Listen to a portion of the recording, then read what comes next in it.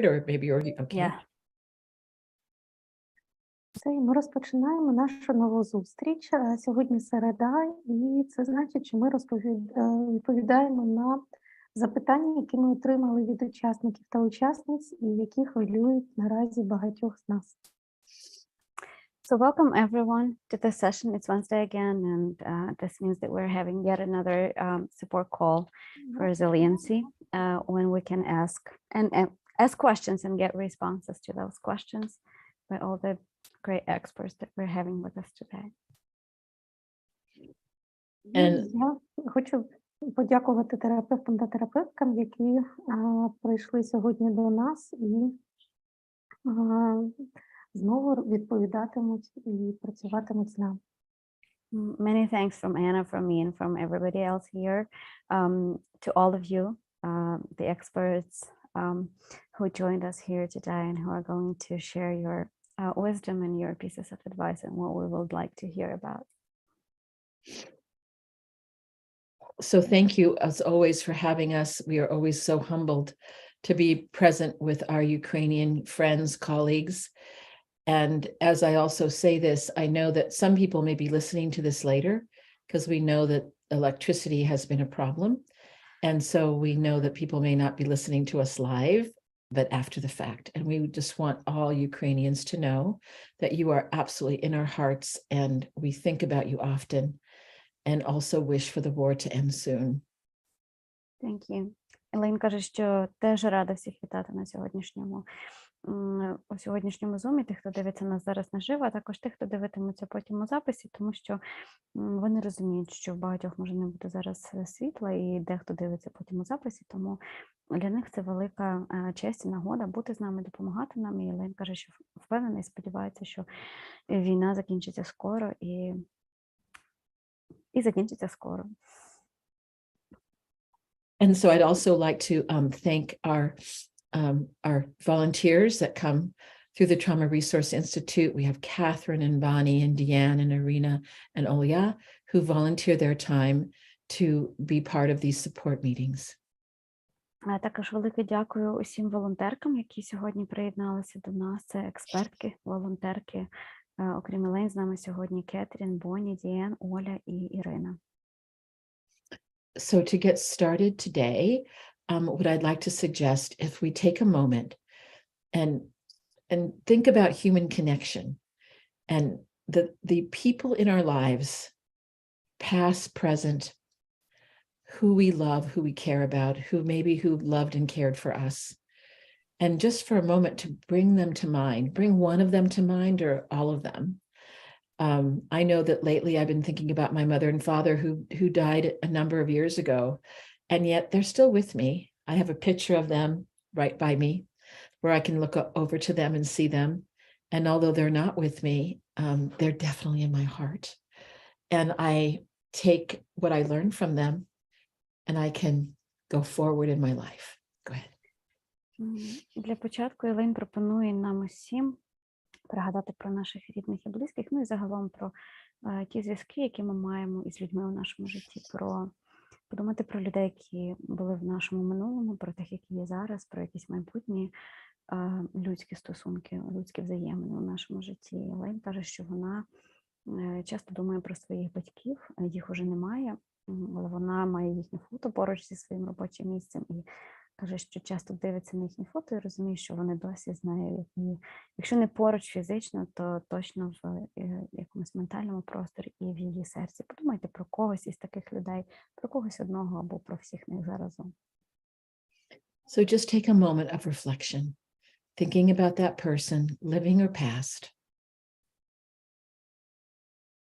Хвилинку побудемо з цією людиною чи з цими людьми, тими, які ще є з нами або кого вже немає поруч.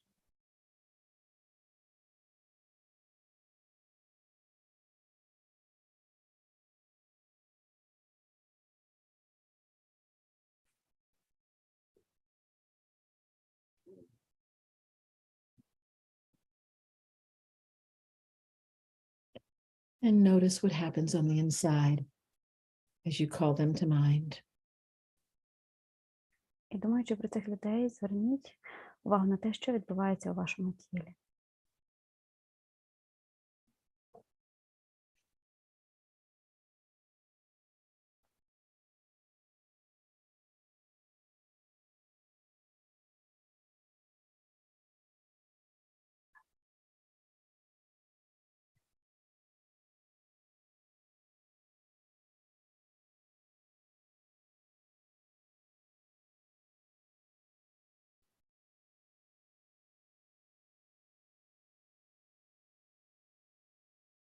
think what I've learned about bringing in the resiliency skills for myself and for many people around the world is that people can still remain a resource and be with us, even if we can't see them. But they're still within our being, our heart, our mind. Елен каже, що працюючи з навичками стійкості з різними людьми з різних контекстів, за всі ці роки вона зрозуміла одну річ, що люди можуть бути нашими ресурсами навіть тоді, коли вони не є присутні в нашому житті фізично, але коли вони є в нашому якомусь сердечному або ментальному просторі.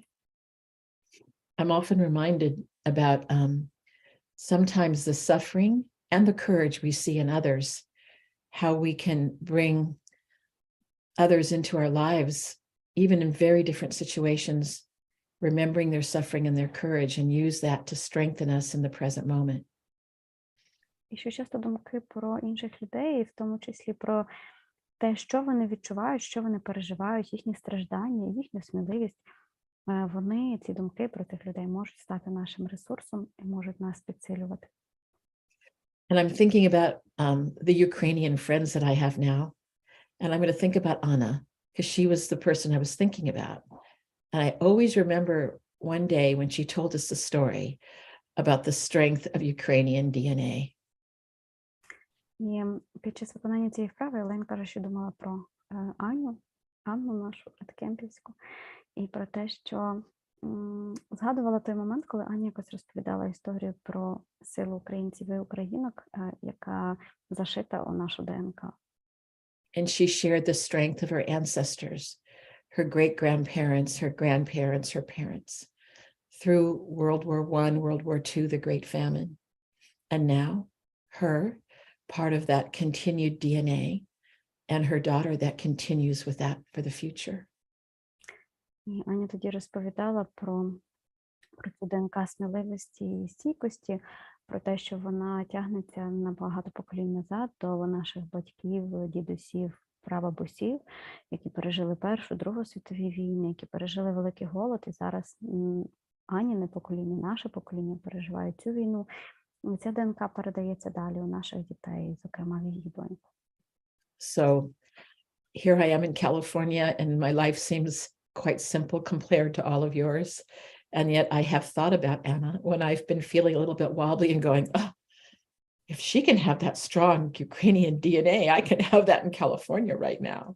So I just want to thank her for what she gives to me.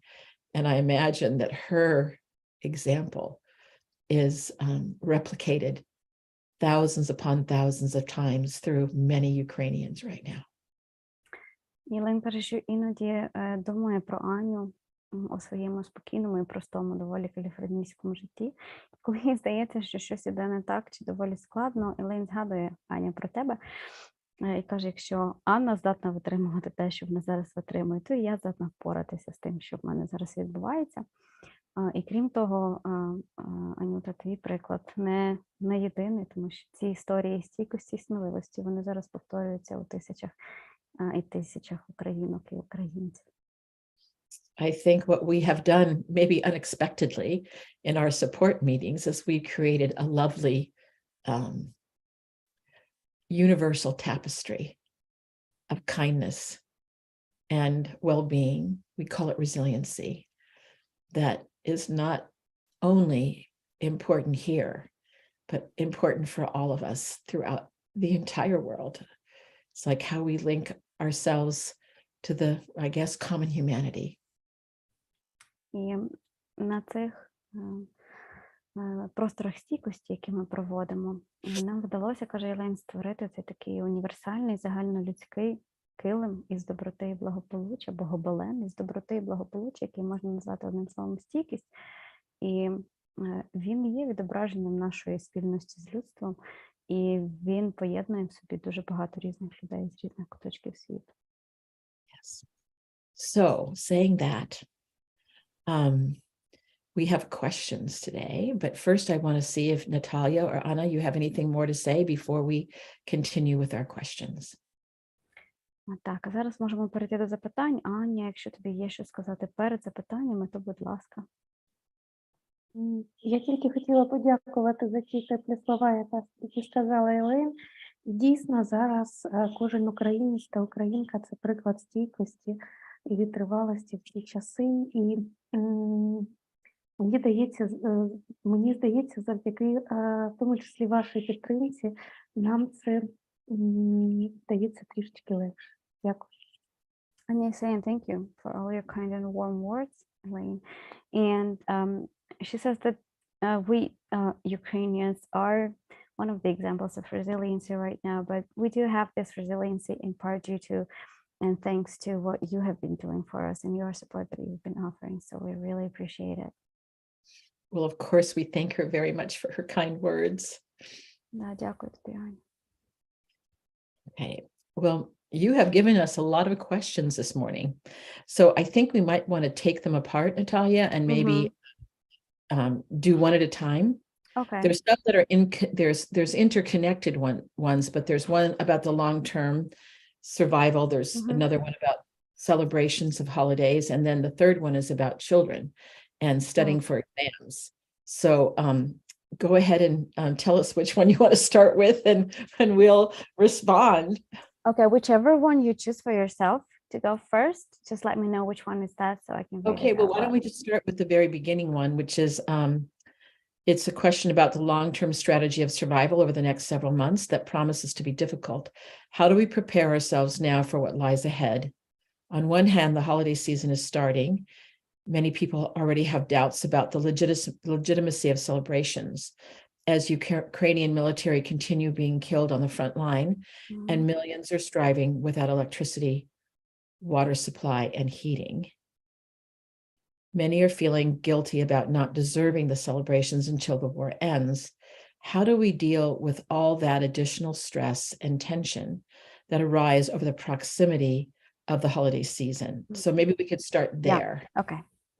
Так, отже, каже Ілен, що ми їх сьогодні трошки навантажили такими доволі складними запитаннями, але ми насправді об'єднали кілька запитань в одне, бо нам здалося, що тут є якась така загальна ідея, і загальна ідея цих запитань полягала в тому, що як нам зараз і як нам цьому можуть допомогти експертки наші сьогоднішні, як нам зараз вибудовувати якусь таку стратегію довготривалого виживання, що, по-перше, наближаються свята. Це тільки частина запитання, зараз про свята буде. По-перше, наближаються свята, і багато людей вже сумніваються про те, наскільки законно, так в лапках, взагалі будь-що святкувати, враховуючи, що у нас продовжують гинути військові на фронті, що мільйони людей в Україні не мають світла, води чи опалення. Багато людей з цього приводу відчувають провину або що вони не заслуговують будь-яких святкувань, допоки не закінчиться війна. Як нам долати от весь цей додатковий стрес, цю внутрішню напругу? Вони і так є, ці стреси, напруга, а от з наближенням свят вони як ніби підсвічуються. І от що нам з цим робити? Частина запитання була ось така. Well, we wanted to say first that there's no easy, I think, strategy about the long-term survival, because this is now 9 months into the war, and the amount of trying to destroy the infrastructure doesn't seem to be ending because of the acts of the Russians. Так, Елейн каже, що немає насправді, напевне, такої якоїсь однієї готової чи легкої довготривалої стратегії виживання, тим паче враховуючи, що ми продовжуємо отримувати повідомлення про те, що так, на інфраструктуру продовжується цілком імовірно, і що ситуація буде ще змінюватися. And I think that our first thoughts were not to discount the suffering. The suffering is real. And, one of the things that we don't want to do is have, like, people call it positive toxicity, right? Where, everything's fine and beautiful when it doesn't feel fine and beautiful at times. And so to acknowledge that is part of the experience right now, that it is difficult and it's hard, and that maybe you're suffering. Так, перше, про що Елейн говорить, це не відкидати оцю частину про те, де складно, про те, де є страждання, тому що вони є, і відмітати її повністю теж не годиться. Тобто цей режим, як Елейн називає, позитивної токсичності, коли все прекрасно, все чудово, ми заплющуємо очі на все складне чи жахливе, що відбувається довкола, він нам не підходить, він не є окей ні для нас, ні для наших нервових систем. And at the same time, I think our support meetings since the very beginning days has been, that question about what else is true. And sometimes it can be hard to find it. And I'm not saying that it's easy, but continuing to ask that question, I do think is an important thing to do. Але на всіх наших просторах стійкості, або майже на всіх, звучало це запитання, на якому, одне з запитань, на якому ґрунтується модель стійкості спільнот, а що ще правда, що ще відбувається в нашому житті, окрім цих страждань і труднощів. І попри те, що іноді відповідь на це запитання намацати доволі важко, або складно, або іноді навіть неможливо, але не варто відкидати пошуку того, що ще правда. And I believe, there is the practical needs of survival, which is, how am I going to get water if the water is turned off? How am I going to keep myself and my children warm, and making sure that we have the right kind of jackets and coats and blankets if the heat is not there? How do I nurture my children when we know that's going to be part of the experience? So to be a planner right now in how I can bring all those ingredients together and have plans of action if, for example, it becomes difficult to find water. Але реальність така, каже Елейн, що зараз ми вирішуємо такі доволі практичні питання виживання, чи буде вода, наскільки тепло буде нам у наших домівках, що нам потрібно для того, щоб підтримувати певну температуру для себе, тепло своє зберігати, одяг теплий чи ковдри. Тобто потрібно ще паралельно могти щось планувати, мати якісь запасні варіанти дій на випадок різного розвитку подій. На все це теж потрібні якісь ресурси.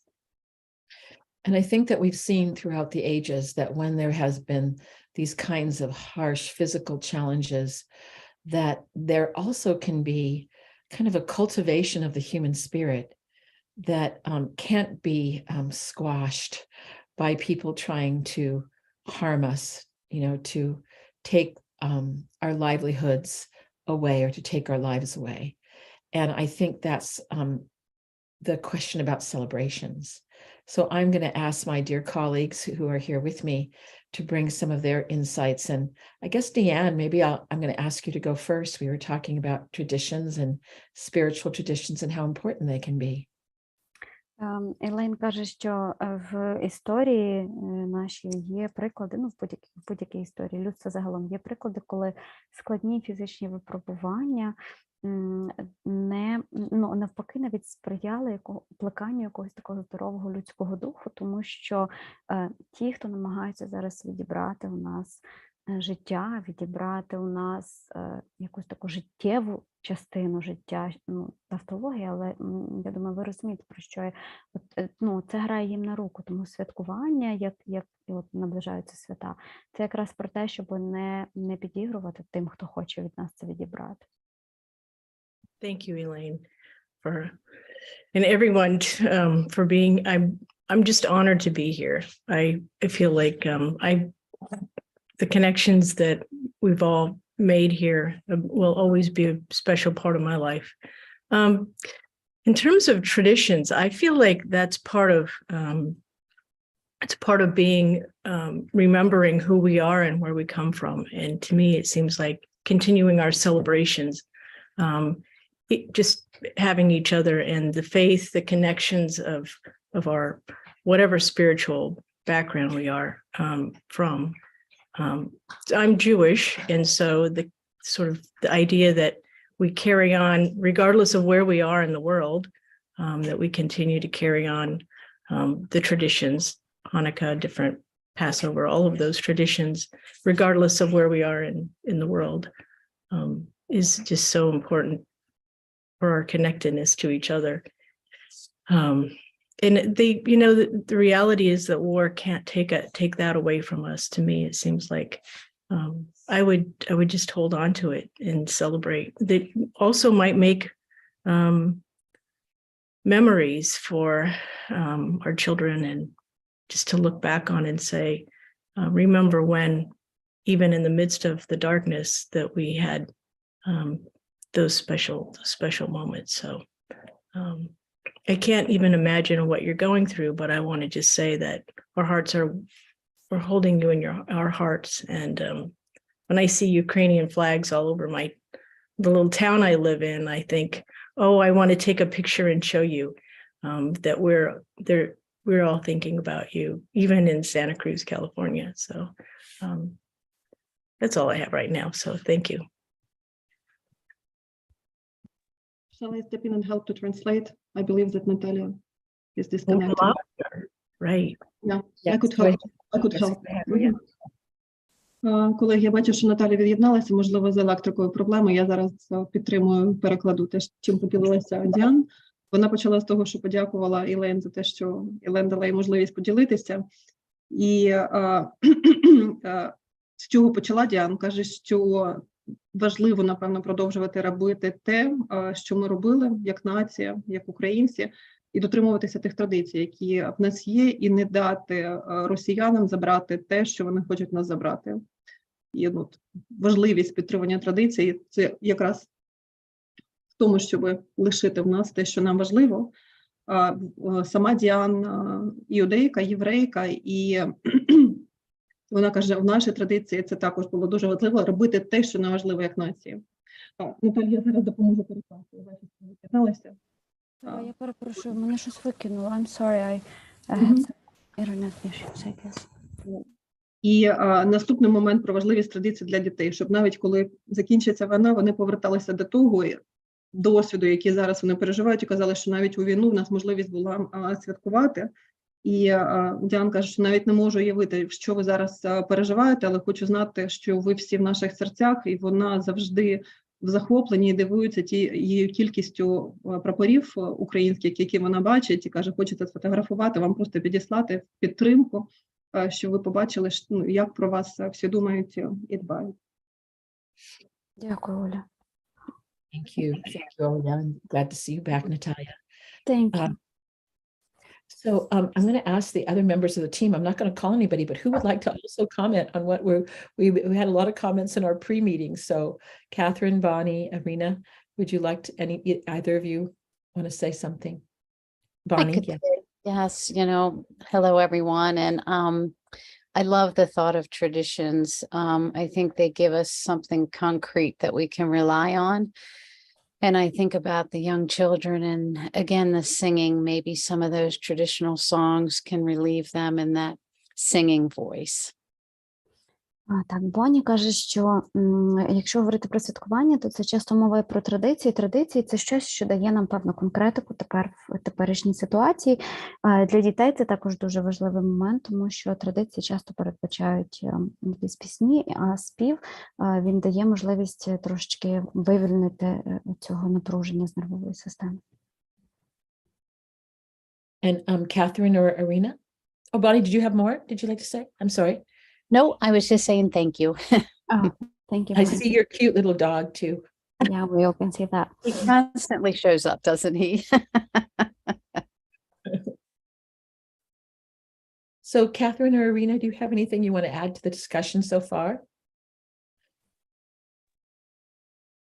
Just wanted to say a quick hello and wanted to tell you how honored I am to be here.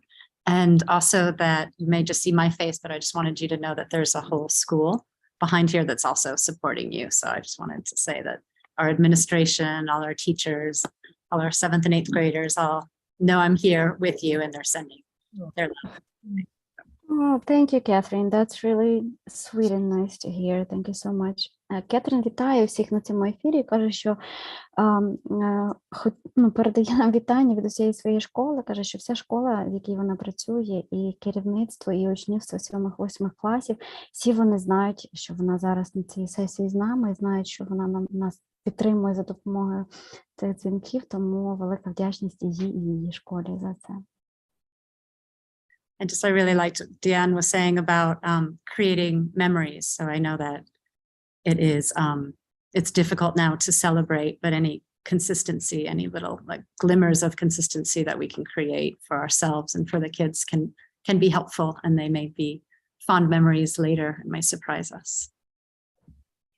І вже раніше хтось говорив, напевно, це якраз тоді, коли мене викинуло, про створення спогадів, про святкування як створення спогадів. Я так розумію, що це та якась стабільність, острівок стабільності чи певної послідовності, тривалості, які потрібні дітям, зокрема, і от навіть святкування якісь в такі часи, вони потім можуть стати дуже цінними нашими спогадами, до яких ми повертатимемося. And I probably save my response for when we get to the third question about schools and children. And so, Irina? I don't think I have anything wise to add. I agree with everything which was said, and I really like Diane's idea to send pictures, because every place I go, I see Ukrainian flags, and I'm taking pictures in Santa Monica, in Venice Beach, in any other places where I am. So it's so, for me, even for me, I think it's so, I feel supported so much when I see it on streets, right? Also, I just wanted to comment on, I think it's Anya's words she put in the chat, that traditions resemble a bridge between the past and the future. I think it's such a great idea, as usual, Anchika. So it's like we think about this bridge between the past and the future, and it gives us power and strength. Oh, I'm sorry, I was speaking in English. Natalia, will you translate? Still here, yeah. Так. Ірина каже, що нічого нового не додасть, окрім того, що справді відчуває неабияку підтримку, коли їде там тими локаціями, де вона живе і працює, і бачить дуже багато синьо-жовтих прапорів. Це відчуття підтримки додає неабиякої сили. Крім того, у нас тут у чаті з'явилося повідомлення від Ані про те, що традиції – це як місток між минулим і майбутнім. І Ірина теж на цьому наголосила, що це такий важливий, по суті, такий місток, який потрібно підтримувати. Thank you so much, Irina. And Olya, just a question came to me that I'd like to ask you, because we know that there are many people that have been displaced because of the war. People are in different parts of Ukraine. People are in different countries. I know that you and your family are in a different country. And maybe if you can address the question of traditions when maybe you don't have what is familiar around you, that I think many may be experiencing right now. And for some people in Ukraine also, it may be that they've lost their homes, their churches, their schools, because they've been destroyed. Так, Єлен запитує Олю, чи вона готова поділитися якимось своїми міркуваннями з цього приводу, враховуючи свій особистий досвід. Оля теж переїхала через війну з України. І Єлен говорить про те, що люди, які, можливо, втратили також дім, втратили свої якісь звичні для них громади, місця чи локацію, чи церкву, вони теж можуть якесь мати своє розуміння того, що для них зараз є традиції, чи для чого потрібні ці святкування. Sure, Elaine. I'll speak in Ukrainian and then I'll just sum up in English quickly. В нашій родині з приводу новорічних свят є одна історія, якою зараз швидко поділюся. До досить пізнього віку мій син Данило, якому зараз 14, вірив у Святого Миколая. І для нього прям було великим розчаруванням, напевно, пару років тому, дізнатися, що насправді подарунки приносять батьки, а не Святий Миколай. І я з цієї ситуації вийшла тим, що поділилася, як я дивлюся на цю всю історію в нашій християнській вірі, ми християни, католики. Я вірю в Святого Миколая, але ми, як батьки, допомагаємо Святому Миколаю тут на землі. І це дуже допомогло. І я розумію, що ми зараз в безпеці і не переживаємо там фізично, напевно, ментально переживаємо все одно емоційно, але те, що переживає наша родина в Україні досі. Але вірю в те, що це чудо створювати все одно важливо. І дітям, і іншим.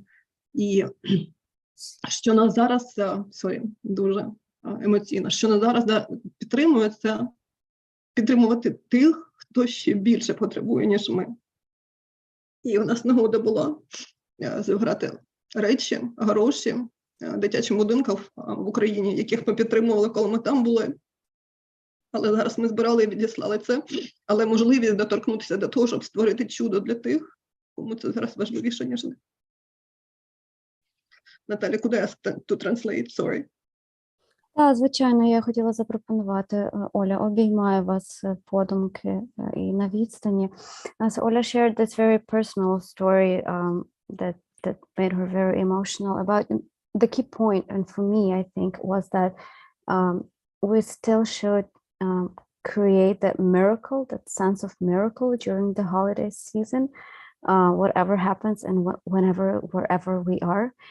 And this is something that this sense of celebration, this holiday miracle is something that can actually support us all through these hard times.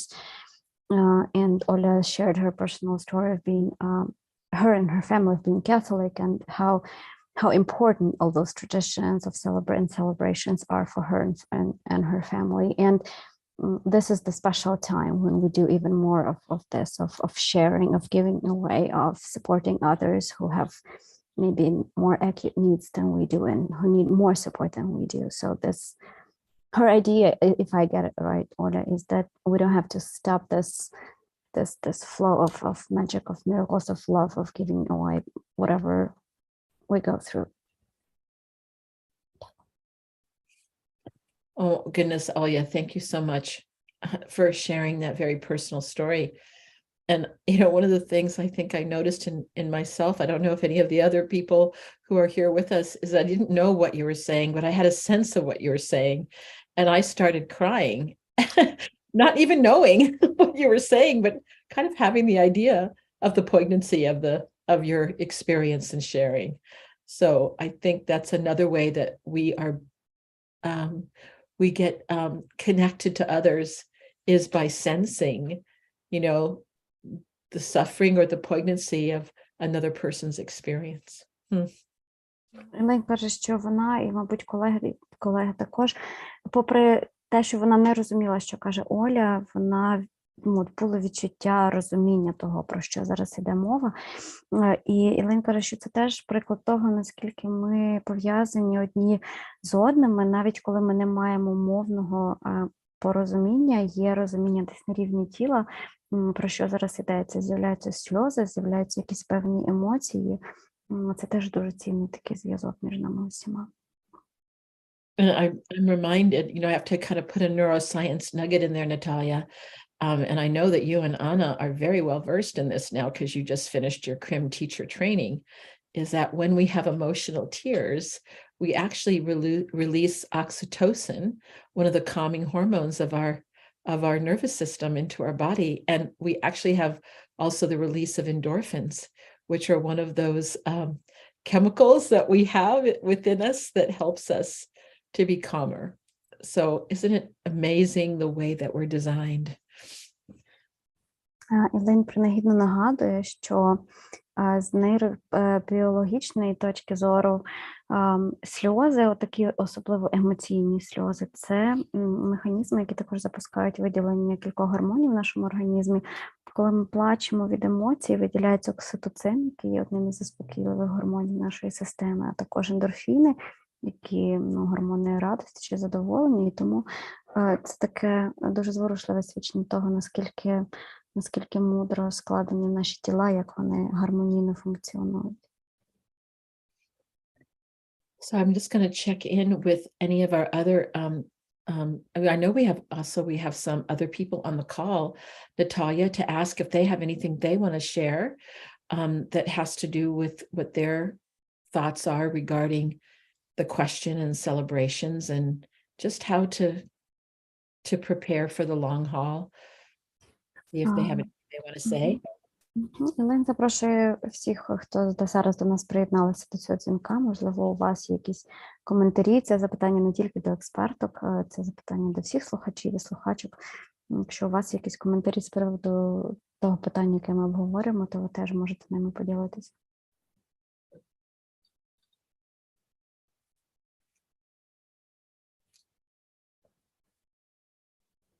See if there's anything in the chat coming in or anybody want to unmute themselves to say anything or not? Looks like not. Okay. Yeah. Okay. So maybe we should segue to the next questions that have to do maybe with the children. And I think that's an important one for the time that we have left and talking. Let's get the question out. Let me just let's see. How do we prepare ourselves for this long run without basic comfort? I think we've kind of talked a little bit about that. But let's go to the one about the teachers. How do teachers continue working when they have no certainty of whether there even will be electricity? How do school graduates prepare for final exams and college admission amid the lack of power and heating? Так, Елен пропонує перейти до іншої частини запитання. Воно теж про якусь таку довгострокову стратегію, як долати ті виклики, які зараз є, але конкретно це запитання про те, як підготуватися до того, що ми довший час можемо бути без якихось базових, без задоволення базових потреб у зручностях, ну, в тому числі комунальних, як учительству продовжувати працювати, коли в них немає певності в тому, чи буде світло і коли воно буде, як випускникам і випускницям готуватися до випускних іспитів і до вступу у вищі навчальні заклади, коли, знову ж таки, немає, дуже часто немає світла і тепла. You know, I have a question, a kind of a clarifying question, Natalia. So now that there's so much trouble with the electricity, are the schools not, I mean, if we're meeting on Zoom, of course, that would make it impossible to meet on Zoom. And then our schools, I know some schools were in person. So what's happening right now? Are there schools that are meeting in person or not? Or I know that's really putting definitely a great barrier if there's no electricity if you're meeting on Zoom. So what's happening within Ukraine? It's still very different between regions because those that are closer probably to the front line, they have much more difficulties about that. Those that are further from the front line, they usually have mixed learning, like kids do go to schools like, let's say for a week, and then they stay at home another week doing their classes online. So it really, really depends of where you are. But the lack of electricity impacts everyone because, yeah, many classes are taking place in Zoom, and then when it just goes off, the classes won't happen. So students will be just like dismissed or something, and without really knowing when they get back to that lesson or not. Okay. Well, I think, of course, the answers to that are not easy. And I imagine there are a lot of teachers within EdCamp that have great ideas along those lines. But being that we have Catherine here with us today, I'm going to see if she has any things she would like to illuminate and share. Catherine? Елейн каже, що певне річ, що вчителі і вчительки зі спільноти EdCamp, напевне, навіть мають свої вже якісь ідеї чи напрацювання з приводу того, як давати собі раду з роботою в таких непростих умовах. А сьогодні серед нас присутня вчителька, і Кетрін поділиться з нами якимись своїми, можливо, ідеями з цього приводу. Yeah, so that's a really hard question. I know there's so much burnout here in the States, and we're not going through nearly what you're going through. So the first thing that comes up is teachers taking care of themselves and recognizing what they can do. Sorry. It's okay. Так, Кетрін каже, що попри те, що в американське вчительство далеко не в таких жахливих умовах працює, як українське, навіть серед них є доволі багато, доволі високий відсоток вигоряння. І перше, що спадає на думку Кетрін, це турбота про себе, що потрібно вчительству реально оцінювати свої можливості, що я зараз можу зробити, в тому числі, що я можу зробити для себе. There's still music playing in the background, sorry. It's okay.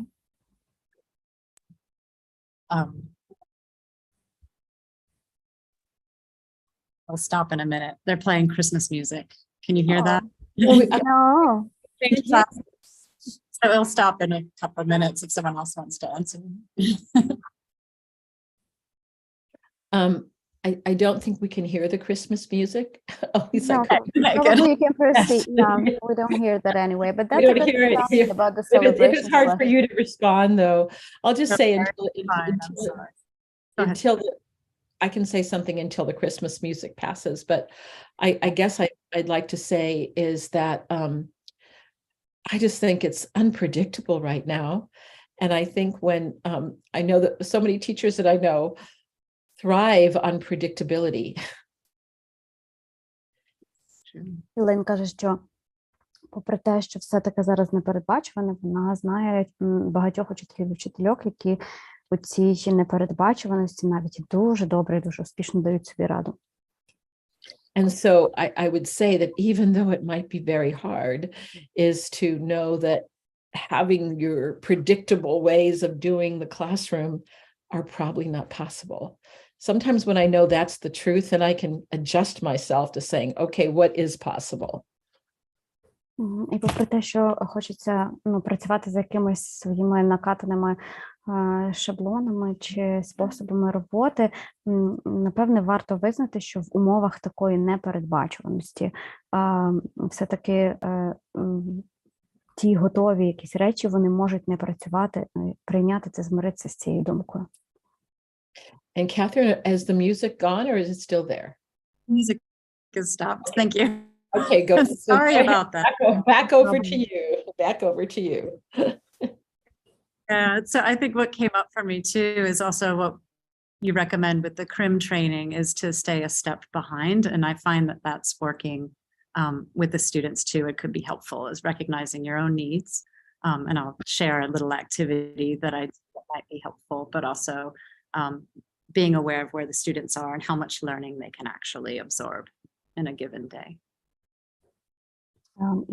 Також може допомогти, каже Кетрін, оцей підхід з моделі стійкості спільнот про те, щоб зробити крок назад і так трохи ширше подивитися на ситуацію, оцінити і власні потреби, і можливості учнівства. Що учнівство може в цих умовах, наскільки, яку кількість знань чи інформації вони в принципі готові засвоїти за таких умов, в яких ми зараз працюємо. So one activity that's resonated with the students is just, we usually do a mind jar. I'm sure many of the teachers know of it, but it goes along with the story where a child has different positive experiences, neutral experiences, and challenging experiences. And we have symbols like maybe stones for challenging. This is in C Learning for the C Learning teachers, sand for neutral and glitter for positive. And recognizing that all this fills our mind before we even enter the classroom. So what can we do so that we can also take in the learning? Так, тут ще про якусь таку вправу розповідає Кетрін, але я не впевнена, що я все з цього зрозуміла, бо в мене перебивається зв'язок. Це вправа з соціально-емоційного і етичного навчання, якщо я правильно зрозуміла, і там є якась така як ємність, в яку складають символи різних історій, які переживають, чи емоцій, які переживає учнівство. Там камінці, наприклад, це, переживання можуть бути позитивними, нейтральними або неприємними, або складними. От символами складних переживань є камінці, а позитивних якісь блискавки.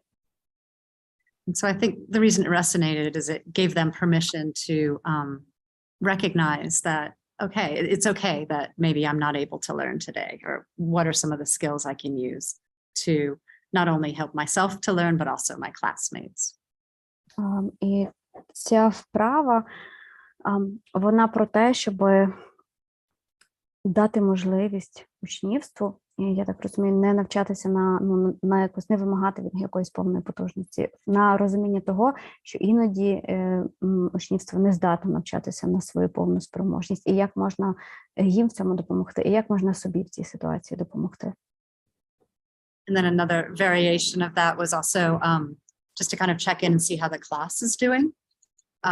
And we could have different items that could represent how they're feeling right now, whether it's the stones or the glitter or the sand or tacks or whatever you have available, and put that in and recognize that we have a collective mind jar as well, and that our experiences are affecting each other, and kind of learning that we can take care of ourselves so that we can help take care of each other, and so that there can be learning in the classroom. Інша ідея цієї вправи полягає в тому, що вона дає учнівству розуміння того, що те, що ми зараз переживаємо, кожна з нас, як учнівство, це впливає також на інших. Тому що якщо діти, вона проводиться тоді на початку, наприклад, на початку уроку, як спосіб отримати зріз настроїв класу.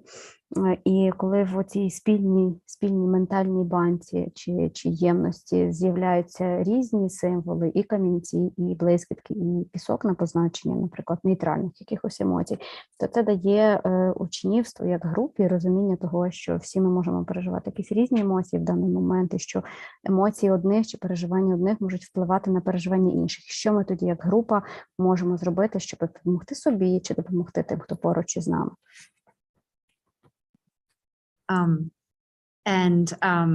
What else was I thinking?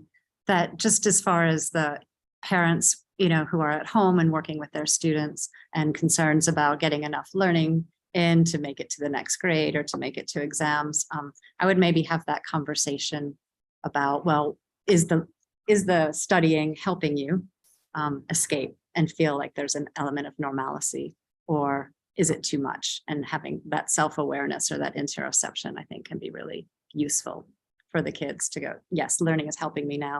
Now it's too much. Now I feel full and I need to do something else.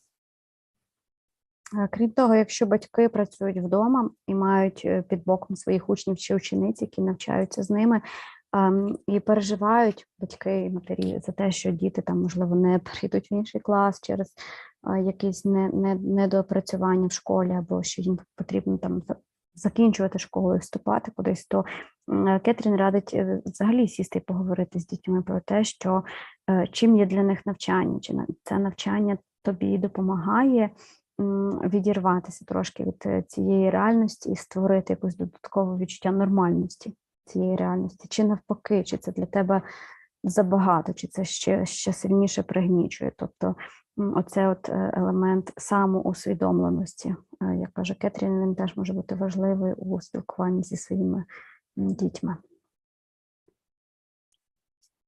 Thank you, Catherine. Thank you. So I'm wondering if anybody else on our team has anything they want to add. Irina? Yes.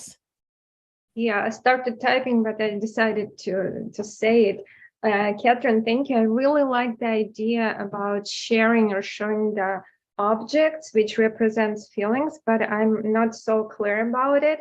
If people doing it on Zoom, so kids just show the stone, right, or glitter or something, here, or how do they do it? Yeah, describing in the classroom, but you're right, on Zoom, I think the teacher could have the mind jar, and it could be anything, any glass with water in it, with some items, and they could ask the students what they would like to put in. The original one goes along with the story that the kids could write together, or it could be taken from a story they're reading and just noticing that we have these things that clutter our mind, that make it difficult for us to absorb new information. Thank you. We will stop because Natalia needs to translate, right? And I will continue. Yeah, just a second. Так, Ірина питала про оцю вправу з ємністю, куди там учнівство може складати якісь різні свої символи емоцій, як її зробити в зумі. Катерина каже, що це насправді вправа така для фізичної присутності в класі, але в зумі її також можна проводити, просто вчитель чи вчителька можуть мати самі свою цю ємність при собі, і там, я так розумію, за тим, як учнівство ділиться своїми емоціями, сама наповнити цю ємність і показати учнівству, щоб вони бачили всю таку спільне наповнення, і щоб в оригінальній вправі ще вона супроводжується якоюсь історією про те, що дитина чи хтось там переживає якісь різні емоції, але ідея в тому, зокрема, щоб розуміти, що в мозку чи в голові можуть бути різні штуки, які трохи як затьмарюють розум і не дають повноцінно навчатися. І що це також буває, що це також нормально. I just saw that in Zoom we have this reaction buttons, right? And kids on Zoom can use it, and it will be the shared space, right, to express feelings at the same time. And you can see like not only variety or maybe some common symbols, right, representing in the classroom, which would be awesome to have this connection, to see it and feel the connection even through Zoom. Ірина каже, що в Zoom можна, в принципі, використовувати ці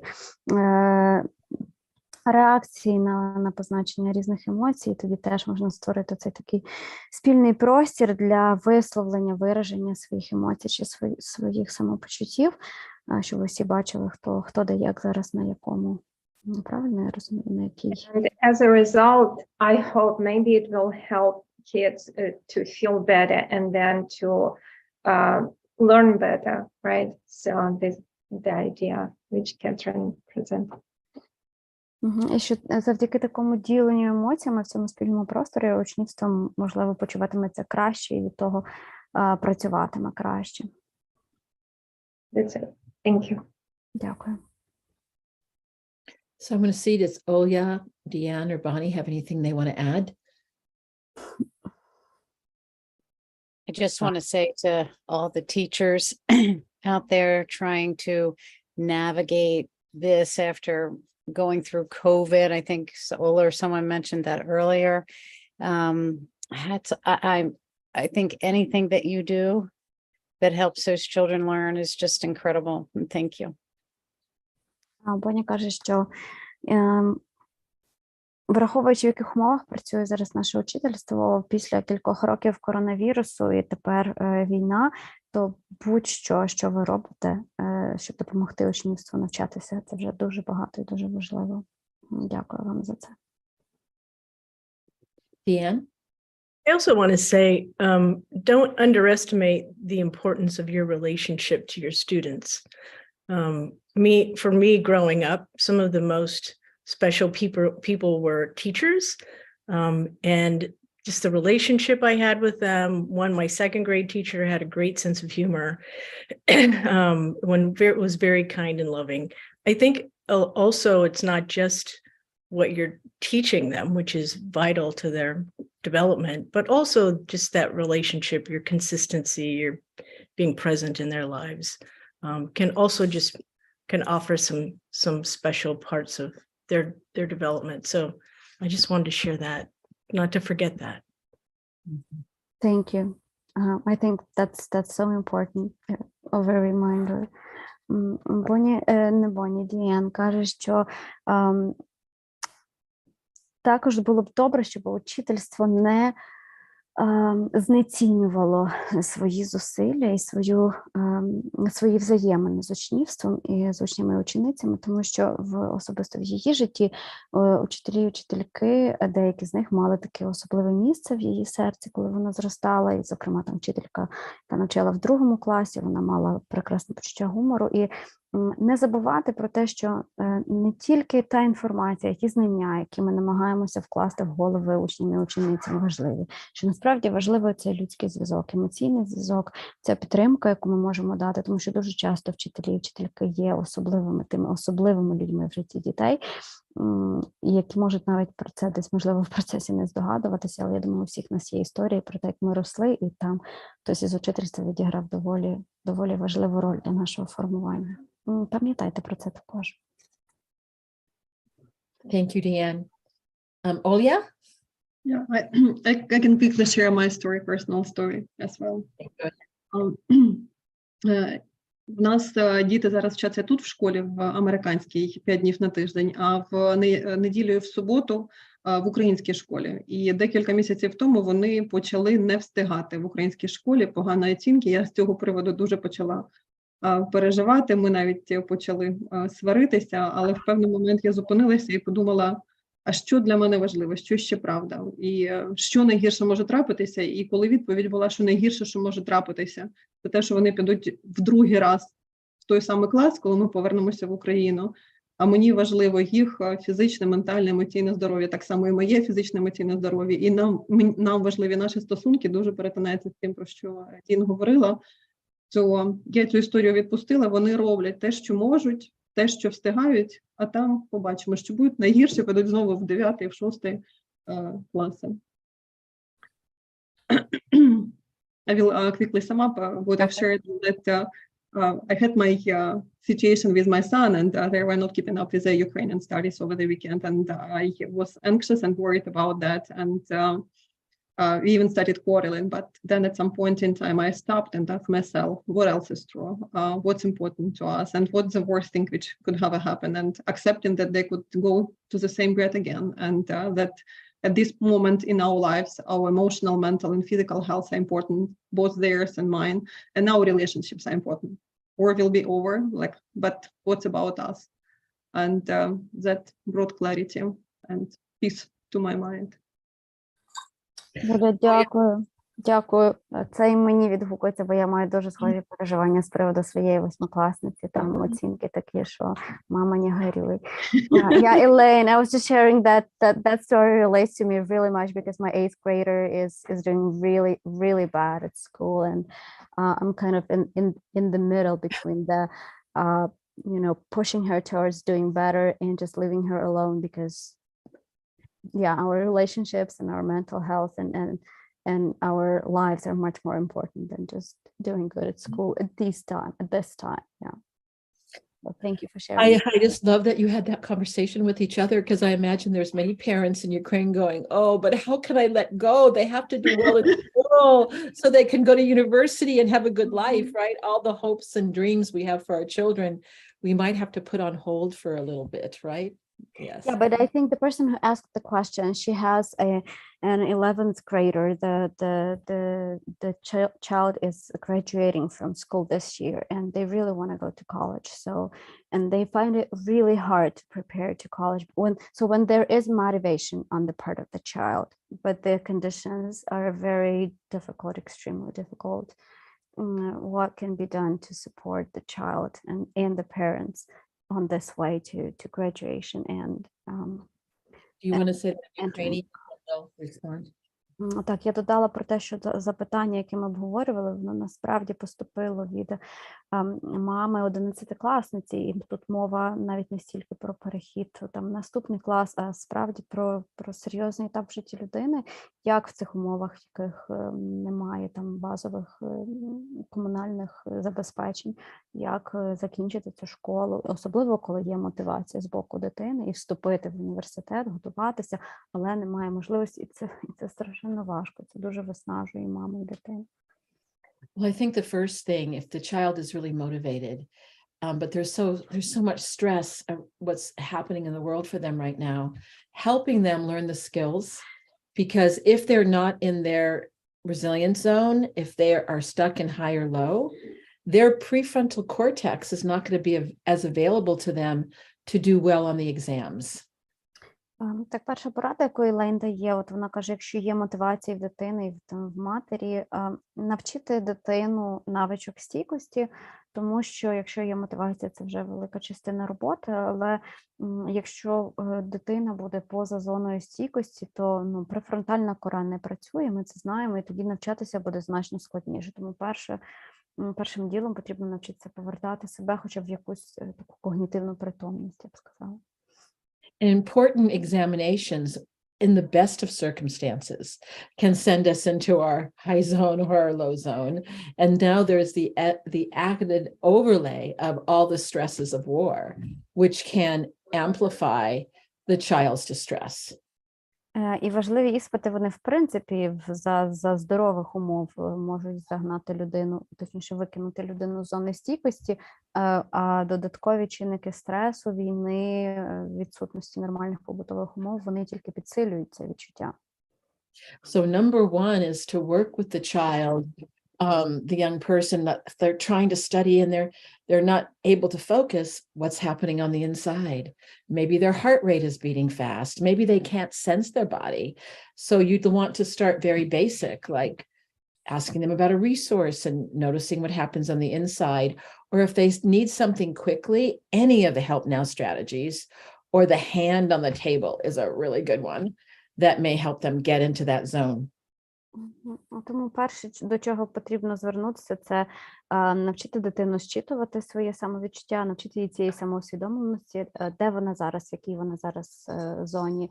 Можливо, там, якщо це прискорене серцебиття, чи, можливо, взагалі немає відчуття власного тіла. Це тоді або висока зона, або низька. І тоді на допомогу приходять ці базові речі, які ми знаємо завдяки моделі, подумати про ресурс, чи запропонувати дитині подумати про свій ресурс, повернути себе в цю зону стійкості. Коли зовсім сильно розхитано, то будь-яка з навичок миттєвої допомоги, ми знаємо, що вони такі дуже тілесно орієнтовані, вони через тіло допомагають нам повернутися в цей притомний стан.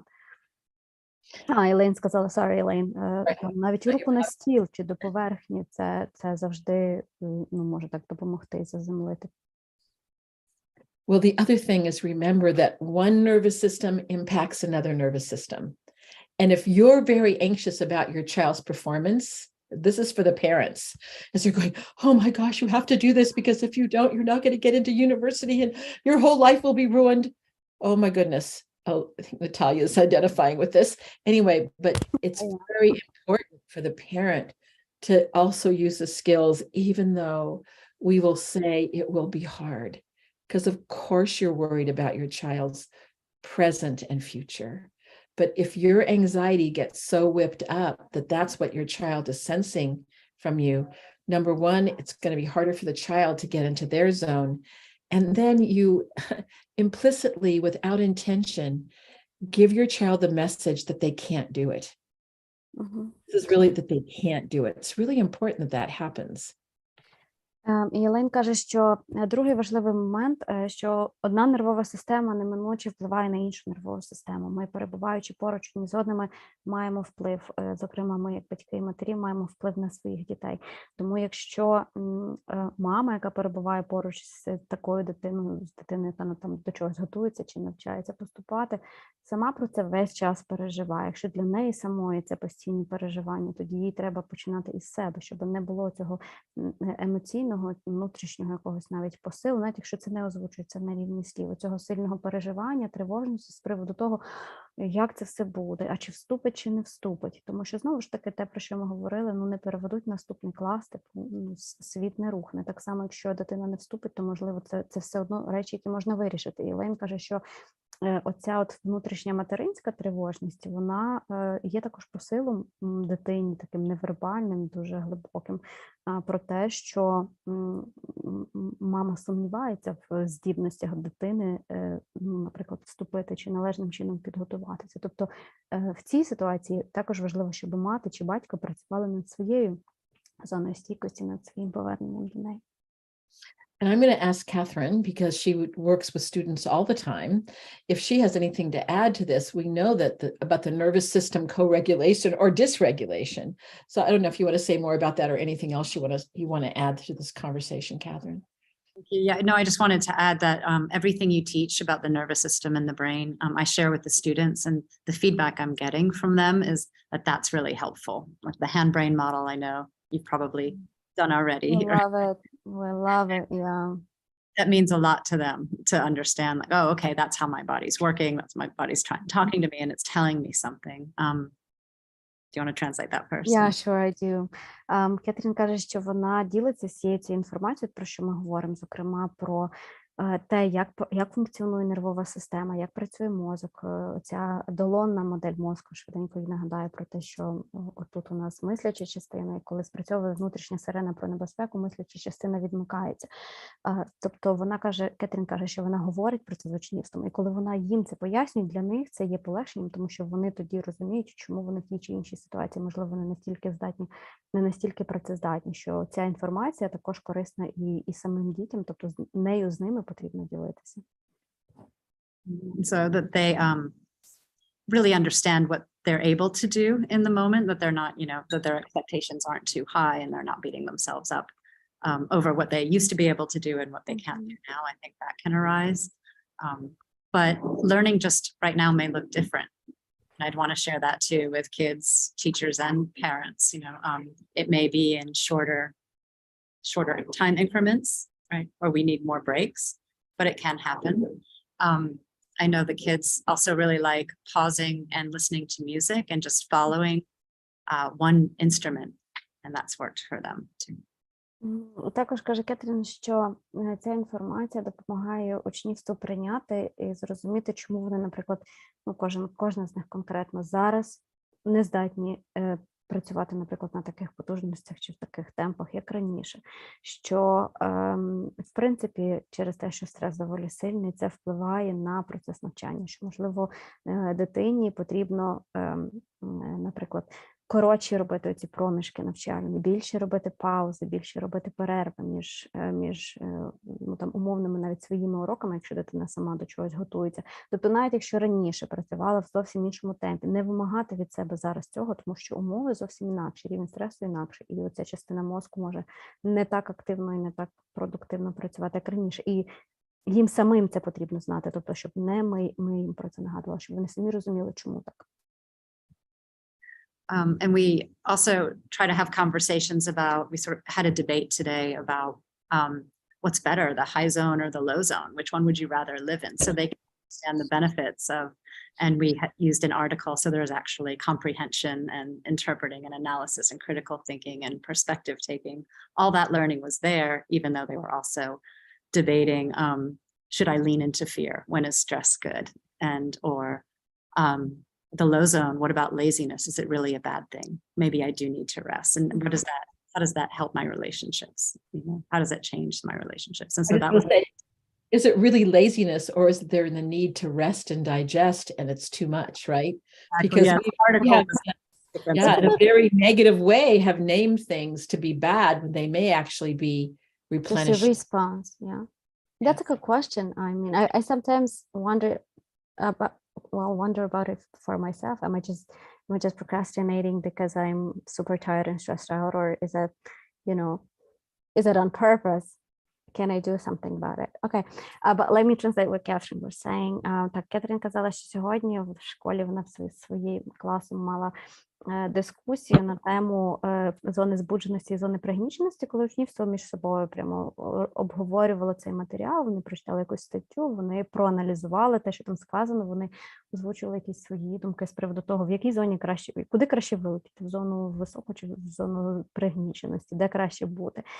Крім того, говорили про те, що коли я лінюся, це лінь, це реакція, це перебування в низькій зоні, чи це просто лінь, тому що мені ліньки щось робити. І Ілейн також, і я підключилася до цього питання, що насправді іноді важко розрізнити, де це просто лінь, але насправді де це вмикається парасимпатична нервова система, котра запускає оцю відпочити і перетравити, тобто що це нормальний стан нервової системи іноді може бути.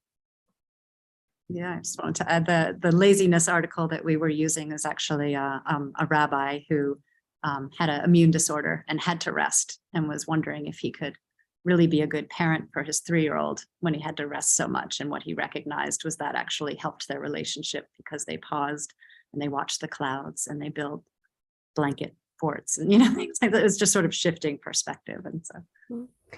Так, і ця стаття, над якою вони працювали, там в ній йшлося, зокрема, про те, що, я так розумію, автора цієї статті є якісь проблеми зі здоров'ям, які змушують його постійно відпочивати, брати такі довгі паузи, і як тоді з такого стану, наприклад, виховувати дитину, коли це лінивство, не лінивство, чи це така реальна фізіологічна потреба організму в тому, щоб часто відпочивати. Як каже Кетрін, це розуміння того, що це якісь природні біологічні механізми, це є насправді таким гарним зсувом кута зору, тому що ми тоді на проблему дивимося інакше, ніж ми дивилися на неї початково, і дивлячись на неї під інакшим кутом зору, що це не лінь, що це, наприклад, це фізіологічна потреба, ми тоді по-інакше можемо з цією проблемою давати собі раду. And then the flip side was the other article, which was leaning into something that made the writer afraid. And we all are comfortable with that. Like, when is it, do we have to lean into fear to make change and to improve? Of course, you know all about that. And to build our resilience. But I'll just have one more point after that. І друга стаття, яку вони обговорювали, це про страхи. Автор чи авторка другої статті, яку вони обговорювали, говорила про те, як впадати в якісь свої страхи, наскільки це безпечно, чи наскільки це потрібно, як ми це робимо. І тобто це була така, я так розумію, протилежна якась точка зору для дискусії. So I was thinking of your older student, the 11th grader you were talking about. And I think also that awareness, what I teach even the 7th graders is about interoceptive attention, noticing what's going on the inside, but also accuracy. Sometimes we're not interpreting it correctly. So I do emphasize for them that sometimes what may feel like anxiety might be excitement, so that they can reinterpret those internal sensations so they're not always so scary. I think that can create, it can be interesting for the younger children, but also helpful for the older ones as well, because they start to see the science behind it. And can I just add something to that? Because when a child has had I'll forget, Elaine. Okay, go ahead, because it's an important thing to add to that. Go ahead. Okay. Так, Кетрін каже, що вона говорить зі своїм учнівством 7-8 класу про це, але це корисно може стати в нагоді для 11-класниці, про яку наше сьогоднішнє запитання, що одна справа – це оця самоусвідомленість, коли ми зчитуємо якісь свої сигнали тіла, самовідчуття, і до неї ще додається такий важливий момент, як точність інтерпретації, тобто, бо можна іноді считати щось як сигнал тіла, але не розуміти, це є ознака тривожності, чи це є ознака якоїсь такої радісної збудженості. Тобто про це теж потрібно пам'ятати, і цього дітей також потрібно навчати, щоб вони ще вміли правильно тлумачити сигнали, які подає їм їхнє тіло. Go ahead, Elaine. Okay, so what I want to add to what she said about that awareness between, let's say, the sympathetic hyper-aroused state that, maybe your heart rate is beating fast, that has to do with excitement, but it also can be traumatic. So when we've had traumatic experiences, the body can go into those excitatory responses. So it can be hard to tell the difference between what might be fearful and might be excitement. And especially right now in Ukraine, that's an important discernment, that just even an exciting that's response in the nervous system connected to something like, let's say, a roller coaster could cause them to be afraid, and they don't know why. Mm-hmm. And it's because of that similarity in the nervous system and the interpretation.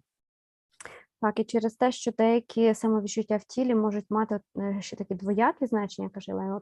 Наприклад, підвищене серцебиття. Це одночасно ознака якогось радісного збудження, от як Елена каже, катання на американських гірках. І точно так само підвищене серцебиття може бути природною реакцією тіла на якісь там загрозливі, травматичні, стресові події, які відбуваються. І тіло не завжди здатне розрізнити. І може бути так, що, наприклад, якщо тіло знає цю реакцію радісного збудження, підвищеного серцебиття, а потім стається щось травматичне, і тут же ж є теж оце підвищене, прискорене, серцебиття, ми можемо не розібратися, що не так, або ми переживаємо щось приємне, і це приємне збудження, але фізично відчуття такі самі, як в травматичній події, і ми не розуміємо, чому ми так реагуємо, що з нами не так. Тобто все насправді так, просто треба пам'ятати, що іноді накладаються отак різні самовідчуття. And because that response could be coming from the survival brain, the thinking part of our brain, our cognitions, our prefrontal cortex, may not be certain whether it's fear or whether it's excitatory. And so that's where the challenge comes in. And so that's why, going to, let's say, grounding, where the nervous system can come down back into that zone, and you take that parasympathetic breath, can help to reassure the nervous system and then the mind that they're safer right now. But that interpretation can be difficult. Через те, що оці реакції в організмі, фізіологічні, фізичні, тілесні, запускає наша ця внутрішня якраз частина мозку, або навіть ця, вони не розумові, вони не є свідомі чи намірені. Через те оця мисляча частина мозку, вона може не розуміти, звідки це. Оце прискорене серцебиття, воно про що зараз? Мені радісно чи мені страшно? І тоді в таких ситуаціях Елейн радить якраз використати практику заземлення, наприклад, дати собі заземлитися, послати сигнал своїй виживальній мережі виживання про те, що все гаразд, ми в безпечному місці, все добре, щоб трошечки заспокоїтися, і тоді вже підключити розум і розуміти, що відбувається. And finally, this is really why the foundational skill of the community resiliency model is that interoceptive awareness, because that is part of our journey in life. is to be able to start to tell those differences, right? Differences between sensations of distress and well-being. And then how do we shift our awareness?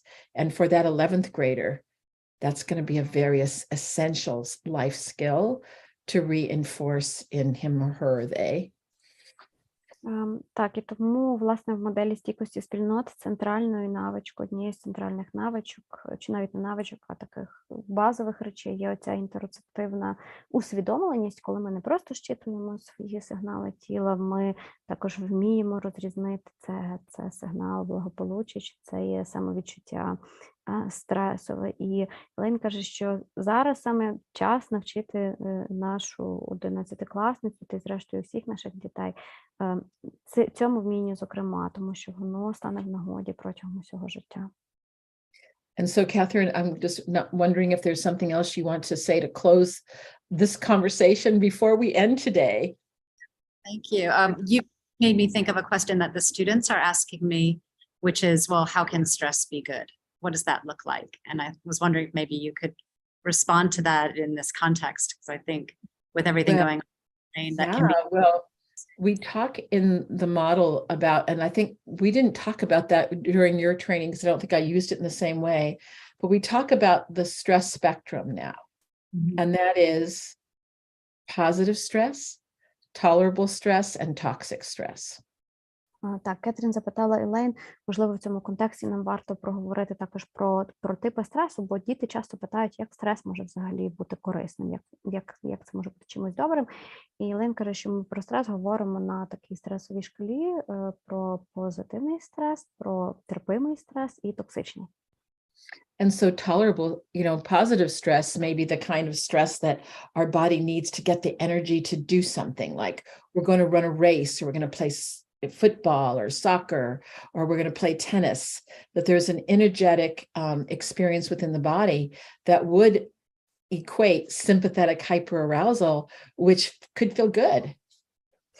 Так, тобто позитивний стрес – це стрес, який нам для чогось корисний чи потрібний, зокрема для того, щоб отримати, наприклад, додатковий якийсь сплеск енергії, коли йдеться про спортивний забіг, про участь у якомусь футбольному матчі, наприклад. Він за відчуттями нагадує збудженість симпатичної нервової системи, коли вона готує тіло до якоїсь такої серйозної активної дії.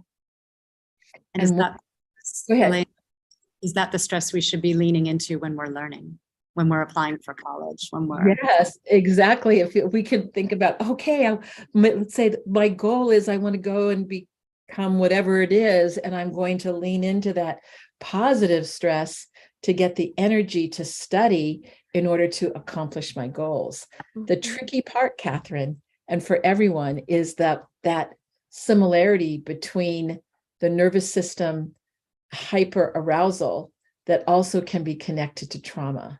And that's where we come back to the skills. If for some reason fear all of a sudden lands in the body, you're going, but there's nothing to be afraid of right now. But why am I afraid? And that's when we can shift to one of the skills that help us to restore, so that we can tune a new pathway, that all hyperarousal isn't toxic stress. It could be positive stress. Sorry, Natalia, I'm going on too long. That's okay. I'm just not sure that I can get everything Okay. right, because that was a bit too confusing. Okay, but I'll try. Okay. Отже, Елейн почала з того, що Кетрін запитала, чи можна на цей позитивний стрес спиратися як на якусь мотивацію до дії, до руху вперед. І якщо я правильно розумію Елейн, то так, тому що цей позитивний стрес – це підготовка, наприклад, до вступу. Це теж стресова подія, але на ній можна виїжджати як на додатковій енергії, що ось в мене є там мета, чи ціль, чи мрія стати кимось, я хочу вступити для цього в такий університет, і от на цьому стресі виїжджати. Але доволі часто симптоми травматичних подій, каже Елейн, вони теж можуть проявлятися подібним певним чином і як спантеличувати, що ми насправді зараз переживаємо. Тобто, де це симптоми чогось такого не дуже приємного, з чим треба давати раду, а де це щось, на чому можна виїхати. Тому важливо розуміти, де це не дуже приємні симптоми, і тоді використовувати навички моделі стійкості спільнотам, заземлятися чи іншим способом себе повертати в зону стійкості. Адже якщо ми це робитимемо регулярно, нагадує Елейн, то ми, в принципі, навчимо себе, що таке будь-яке надмірне нервове збудження можна долати, його можна так загнуздати, використавши ці навички. And I think this could be a good question that we could go into more detail about in a future call, because it is a very important experience that some students will be experiencing right now, and how parents and teachers can help children get back into the zone, realizing that that could happen. Because the nervous system does tend to generalize, right, to things that seem similar. And that's why we would want to really pay attention to help the children know that they don't have to be stuck in a hyper-aroused fear state. Каже Елейн, що можна навіть окрему сесію про це провести, тому що багато учнів і учениць можуть зараз потрапляти в такий стан, коли їх виносить в гіперзбудження, і вони там застряють, тобто якісь навички дати батьківству, щоб могли допомагати дітям з цього стану, з цього страху, стресу, виїжджати, повертатися назад до зони стійкості. So with that, Natalia, knowing that we've gone over our time today. So I just want to we have Anna with us, and if we can't see her, we can hear her if she has anything she'd like to add to our discussion today. But I think we should save this question that Catherine's brought in and really have a deeper dive into that for another of our support calls. Okay. Так, ми на сьогодні мусимо завершувати. Захопилися такою сьогоднішньою дискусією. Аня, слово тобі, твоїй мудрості, можеш не вмикати камеру, каже Елейн, що ми тебе все одно чуємо, навіть не бачачи. І оце запитання про стрес, про страхи, ми ще трошечки його, я думаю, довідточуємо з нашими експертками, але є ідея провести окремо справді сесію, то візьми собі це, будь ласка, до уваги. Слово тобі. Так, я дуже дякую, і ми обов'язково знайдемо час для того, щоб розглянути більш глибоко це запитання. А я про себе подумала, що сьогодні під час цієї сесії, не дивлячись на те, що у мене був дуже нестійкий зв'язок, у мене знову було стільки інсайтів, і я подумала про те, що мені дуже давно потрібно завести якийсь в собі або порадничок, або записничок, куди записувати всі ті відкриття, які відбуваються зі мною майже на кожній сесії, для того, щоб вони були завжди. І в часи, коли моя стійкість буває, потерпає від обставин, в яких ми іноді знаходимося, я думаю, що переглядати ці інсайти мені буде дуже корисно. Її можна було б навіть, перепрошую, видати як нотатничок з такими швидкими якимись рецептами повернення чи вирішення проблем. Дозволь мені, будь ласка, перекласти, бо я загублюсь. І це може бути ще однією зі стратегій миттєвої допомоги, як на мене. Полистати записничок. Так.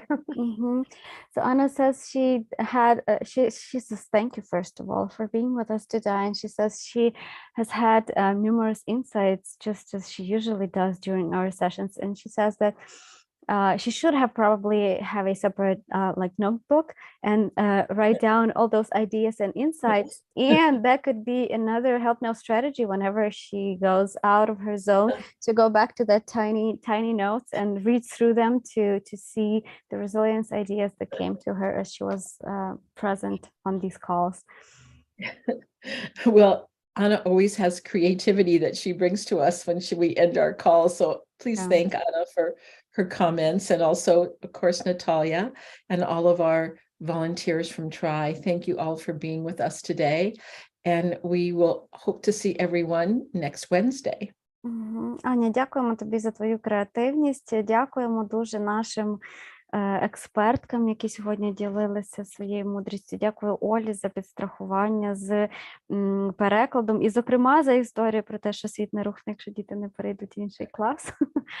Я забираю її також з собою. Thank you so much to all of you for being with us, and we'll see you next Wednesday. Thank you. And can I make one announcement that Natalia will be on my talk show, Resiliency Within, on Voice America. We did a pre-record, but it will be live broadcast at 1:00 p.m. on Pacific time on Monday, the December 5th. And then it will be available as a podcast that people can listen to after. So I will send the link to Ed Kemp so that people might, and to everyone, so they might want to listen. She was a wonderful person to interview. Thank you, Elaine. Natalia. Yeah. Так, Елейн каже, що в нас з нею була така чудова бесіда. Елейн веде радіопередачу про стійкість, і ми з нею мали, вона запросила мене бути гостею в своєму ефірі. Ми зробили попередній запис, це не був ефір наживо через перебої зі світлом в Україні, але наступного понеділка о 1-й годині за тихоокеанським часом, це +10 у Києві, воно вийде в ефір, а потім у форматі подкасту. Я теж вдячна Елейн за цю розмову. Thank you. Did you also make sure that you said how wonderful you were? I bet you didn't. No, I didn't. Шейлайн каже, що я дуже прекрасна. Добре, я за її наполяганням я це перекладу так. Я дуже прекрасна чарівна особистість. Тому приходьте на наші простори стійкості. Okay. Oh yeah, did she say it now? Yeah. I did. All right. If I say I did. All right. I'm very glad to hear that. All right, dear ones, until we meet again.